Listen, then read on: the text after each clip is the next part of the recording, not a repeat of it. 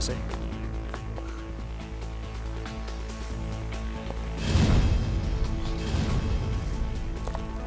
Halika. Lumapit ka sa akin.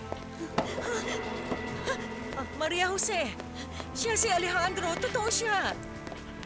Hindi ka nananaginip. Iha, anong problema? Halika, dahan-dahan, maupo ka dito. Nasya ka lang, kawawang bata. Ay, Diyos ko po, Iha, relax ka lang. Masyado ka lang sigurong natuwa. Maupo ka, tuminahon. Tumawag dito mga taga-Red Cross Hospital sa Zarco at sila nagsabi isang magsasaka ang nakakita sa kanya. Sa kabutihang palad, wala namang grabeng nangyari, nabali lang ilang buto niya at nalamog ang kanyang ulo pero hanggang doon lang. Iho, nakita mo na, buhay ang kapatid mo. Natanggap namin ang balita kaninang umaga na makalis ka na. Oo. Sinabi na ng mama ang lahat. Bakit, Maria Jose? Bakit parang ayaw mo pa rin maniwala? Si Alejandro ay buhay. Opo. Natutuwa akong makita siya. Magkahalong emosyon at pagkagulat, hindi ba?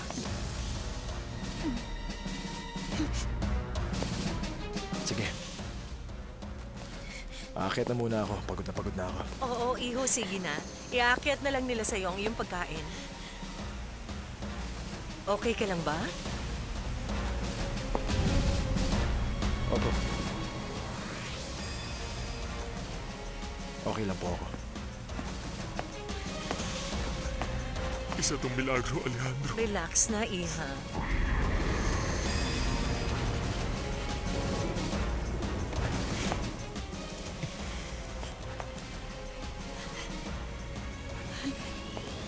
Okay ka na ba?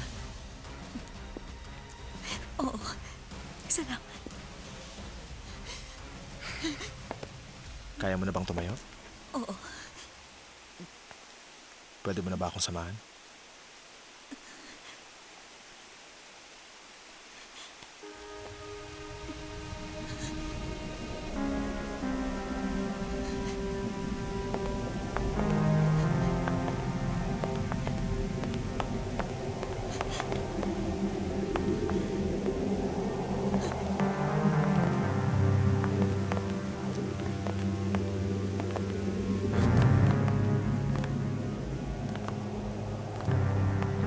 Bakit ka na? Hindi niya matanda ang nag-asawa na siya. Anong hindi niya matandaan? Matindi ang pagkatama sa ulo niya. Mabuti na lang yung mga bali na hindi gaanong grabe. Nagkaroon lang ng memory lapses. Totoo ba yan? Ay, sana lilipas din ang problemang to pero di bali magkakaroon naman siya ng mga pagsusuri. Pero nakakagulat ang naging reaction ng batang yon. Naintindihan ko ang kanyang pagkagulat. Pero hindi man lang siya nagpakita ng anumang tuwa nang makita niya si Alejandro. Ni hindi man lang ito humalik.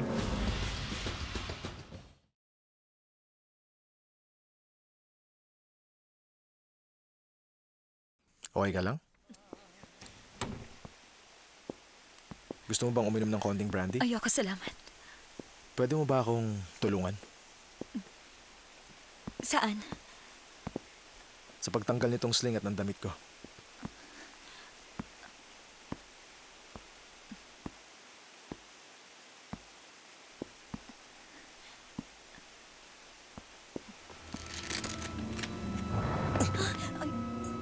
Nasaktan ka ba?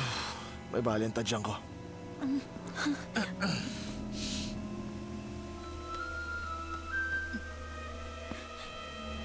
Ang polo ko naman.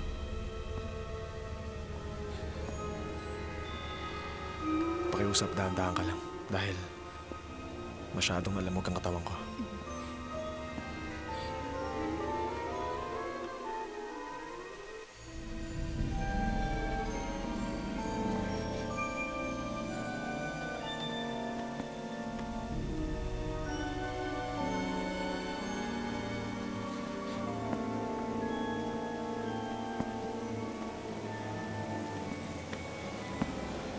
Pakikabit ulit yung sling ko.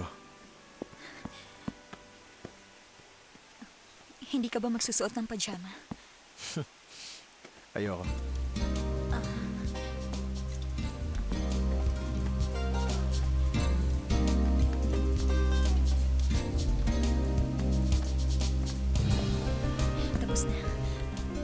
may isa pa akong hihilingin sa'yo. Uhubarin mo ba ang pantalon mo? Ayoko matulog na nakadami. Bakit? Hindi ka pa ba nakakita ng nakahubad? Hindi pa. Kung ganon, paano tayo nagtalik, no? Nakadami. Hindi pa natin yung ginawa. Mag-asawa na tayo. Oo, pero sa Huwes pala. Wow. Palagay ko nakatagpo ako ng isang old-fashioned na babae. Sabi ni Mama na wala raw yung memorya. Nakalimutan mo lahat tungkol sa yung pag-aasawa at tungkol kay Maria Jose.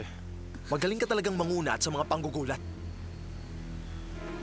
Ako mismo dapat ang magsabi niyan sa kanya sa tamang oras.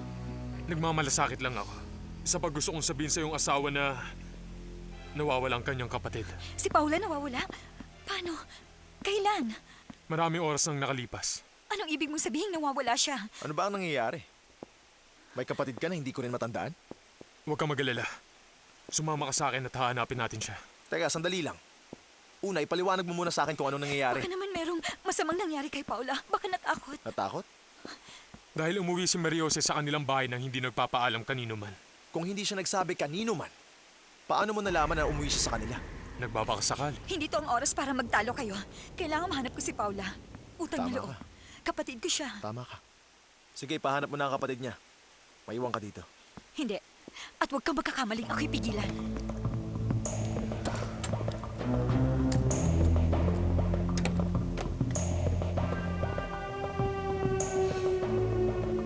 Sino to, Tomas? Ayokong umalis ng bahay si Maria Jose na walang pahintulot ko, naiintindihan mo? Lalo na kung kasama si Bruno.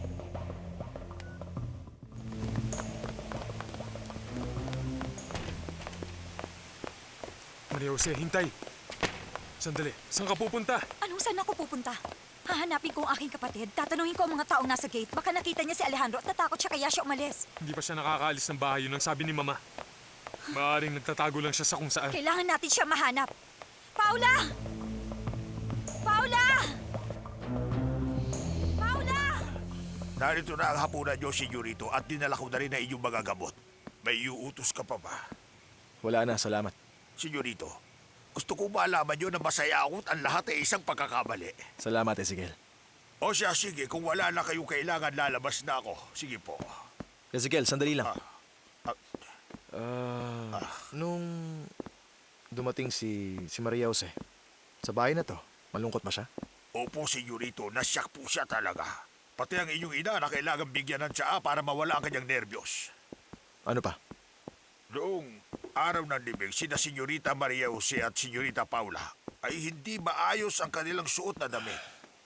Kaya pinahiram sila ni Senyorita Raquel ang damit. Sinong tumanggap sa kanila rito? Si Bruno? Hindi. Si Senyorito Bruno noon ay maghapong nasa labas. Hindi siya dumating hanggang gabi. Ano pa? Ano pa, Ezekiel? Noong dumating si Senyorito Bruno, tinanong niya kung nasaan si Senyorita Maria Jose. Sinabi ko na nandun siya sa kanyang kwarto. Pinuntahan niya at kinausap. Ganun lang kaya yun? Siguro. Meron pa? Noong sumunod na araw, maagang-maaga pa, nakita ko si Senyorita Maria Jose sa hardin. Sabi niya hindi raw siya nakatulog ng buong gabi. Mukhang napakalungkot niya. At tinanong niya ako kung may litrato raw ba kayo rito. Kaya pinakita ko yung album mo sa study room. Yun lang, senyorito. O sige. Salamat. Gusto niyo bang mag-room? Hindi na, huwag ka na mag-abala, Ezekiel. Okay na ako. Maraming Maiwan ko salamat. na kayo, senyorito. Magandang gabi. At muli, masayang-masaya ako dahil nakabalik muli kayo rito sa inyong bahay, senyorito. Sige Salamat. po. Salamat, Ezekiel. Desperado na ako. Ayaw akong palabasin ng lalaking nasa gate. Talagang nakakatakot siya. Tapos bigla ko nilang nakitang dumating si Alejandro. Wala ka nang dapat alalahanin doon. May amnesia si Alejandro. Pwede nating samantalahin yun. Hindi. Anong gusto mong gawin? Sasabihin natin ang totoo? Hindi mo pa rin ba naisip kung anong klaseng tao siya? Siguradong sasaktan ka niya at ipakukulong ka pa niya. Habang buhay, nasa sayo yun. Bahala ka. Pero ikaw ang nanloko sa amin, Bruno. May ebidensya ka? Bukod sa mga salita mo at ng iyong kapatid, pati ng lasenggo mong ama. Tingnan mo siya! Tama na! Tama na! Tama na. Gawin mong mga sinabi ko. Kikilos ka na para bang kilala mo na siya. Maswerte tayo't nawala ng kaunti ang memorya niya. Paano pag gumaling siya? Malalaman niya ang lahat. Pero hindi kailanman ang relasyon niya sa'yo dahil hindi ito mangyayari. Tiyak lagi kanyang pagdududaan. Isa pa wala kang pagpipilian. Ipagpatuloy mo ang palabas o makulong kayo. Pero, hindi ako makapaniwalang siya ang aking asawa. Hindi ko pa siya lubos na kilala. Pero paano pag dumating ang oras na gusto niya makipagtalik sa akin? Sa ngayon, baldado pa siya. At dahil itinago niya sa'yo ang totoo na siya ay isang milyonaryo, pwede mo sabing niloko ka niya at Hindi makipagdiborsyo. ba kakitira ng isip at katawa-tawa na makikipagdiborsyo ako sa kanya dahil lang hindi niya sinabi sa akin na siya ay milyonaryo? Wala lang kasi akong anumang maisip pa sa ngayon. Utang na loob, uminahon ka lang. Sa ngayon nagugulan ako. Ang dami-dami ng mga nangyayari. Pero nangangako ako sa'yo, maghahanap ako ng paraan para walang sino man ang masasaktan. Magtiwala kayo sa akin at sundin niyo lahat ng sasabihin ko. Oo. Tayo na.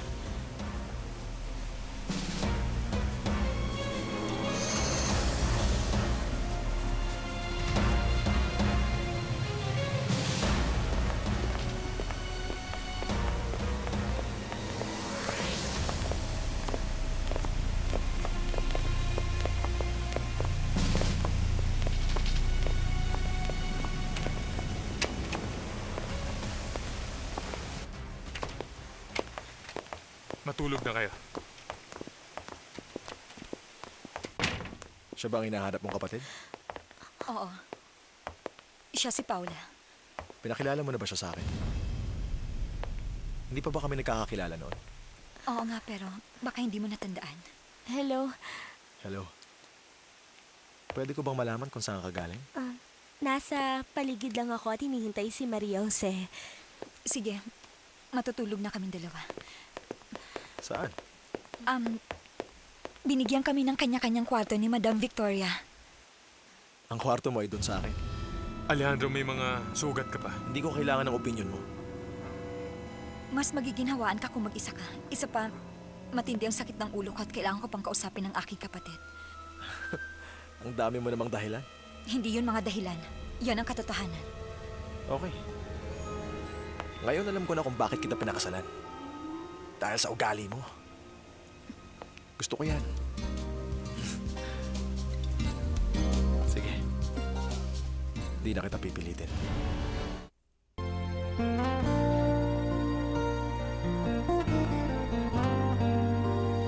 Gusto mo makulong? Walang problema. Total, madadamay lang din dito si tatay. At pati ako, na kapatid mo, Maria Jose, madadamay din sa kasalanang hindi ko namang ginawa. Nakita mo ba kung paano siya manamit, Mama?